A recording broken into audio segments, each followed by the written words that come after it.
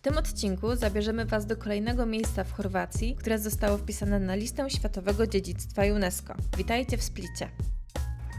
Gdzie idziemy? Idziemy zobaczyć Pałac Diocletiana, wokół w środku, w sumie w którym skupiają się najważniejsze zabytki Splitu. Mrużę oczy, więc założę okulary. O, lepiej.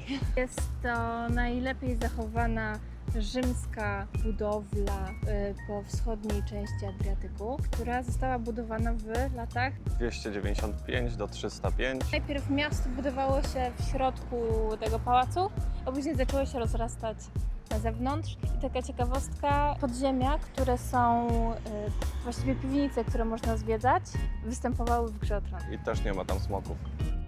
Od strony morza najbliższą drogą do pałacu jest przejście przez podziemia, ale my poszliśmy naokoło, do Złotej Bramy, ponieważ tutaj stoi posąg Grzegorza z Ninu, chorwackiego biskupa, który walczył o wprowadzenie języka słowiańskiego do liturgii. Podobno dotknięcie palca jego posągu ma przynieść szczęście. Mijamy Złotą Bramę i wchodzimy na dziedziniec, zwany perystylem. Jest to najlepiej zachowany fragment pałacu, służący m.in. jako miejsce audiencji cesarza. Przy dzwonnicy znajduje się katedra świętego Dujma, która powstała w miejscu dawnego mauzoleum. Zaraz obok jest przedsionek z charakterystyczną kopułą. To westybul, który kiedyś był wejściem do prywatnych komnat cesarza. Panuje tu niezwykła akustyka. Posłuchajcie.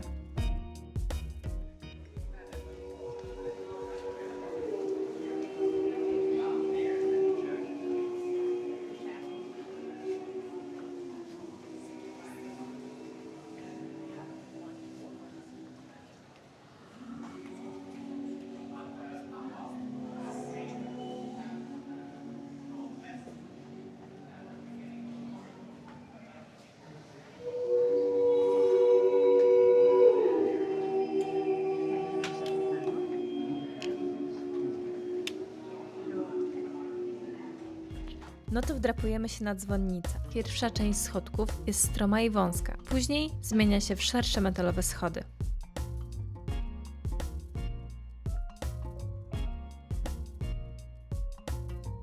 Warto wejść zobaczyć Split z góry. Tak.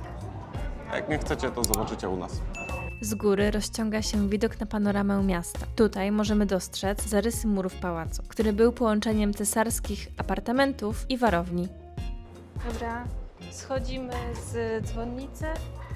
Było super. Idziemy teraz do podziemi Pałacu Diocletiana, Tam są smoki. a później pójdziemy coś zjeść. No nareszcie.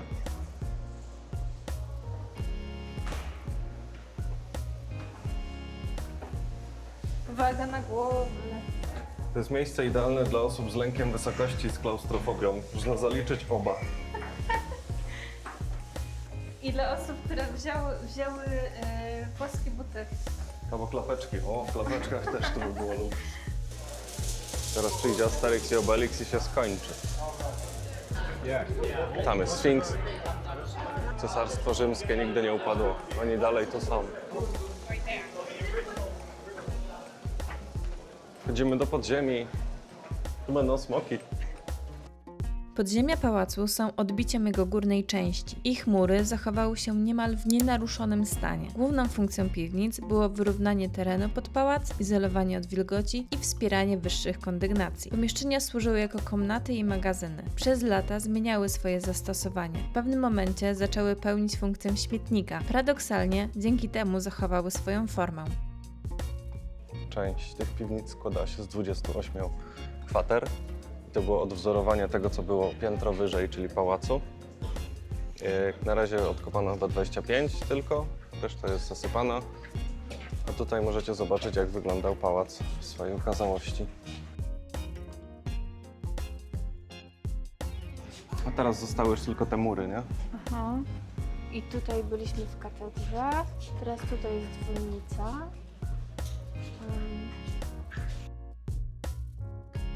Te dwie jeszcze odkopują, czyli tamte.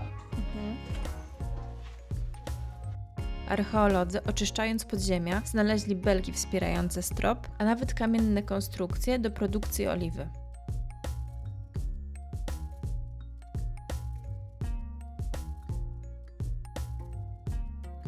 To pomieszczenie było pod jadalnią. pałacu.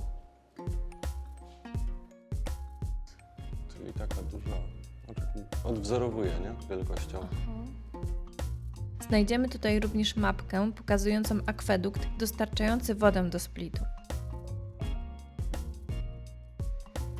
Po wyjściu z podziemi odwiedziliśmy jeszcze lokalny targ, poszliśmy na obiad i ruszyliśmy w drogę powrotną do Polski.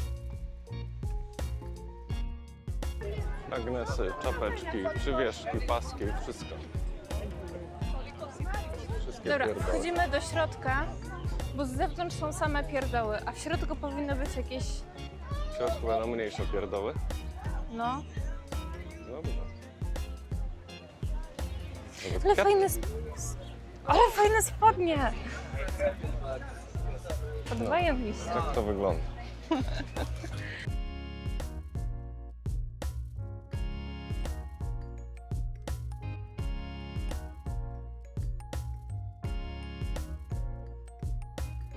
Targ, jak widać, ma część z pierdołami, a ma też część taką bardziej lokalną, wydaje Tak. mi się.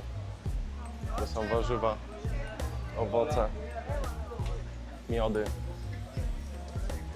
A tutaj jeszcze sobie spojrzymy? Tak, i chińszczyzna. No i jeszcze powinno być jakieś rękodzieło, ale nie widzę na razie.